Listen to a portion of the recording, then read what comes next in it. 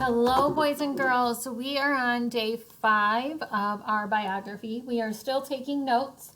Maybe some of you are finished taking notes. Maybe your book is finished. Today, I will actually finish my book and finish taking notes for myself. So you're going to see all of my day's notes. So when you open up your slide presentation, you see all of your day's notes as well. So here are my day 1, here are my day 2, day 3, day 4, and here are my day 5 notes. So I have finished my entire book. I have written all of the notes that I thought were important, and I will start then typing my report tomorrow. So what happens if you have not finished your book by the end of day 5? You will continue to take notes until you finish your book.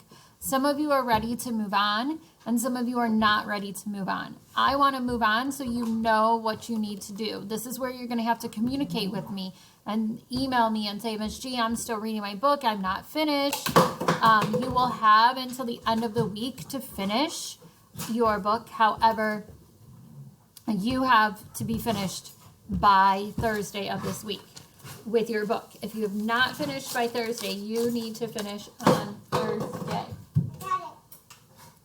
So here you can see are my day 5 notes. Some things that you need to think about is you need to stay focused as you read.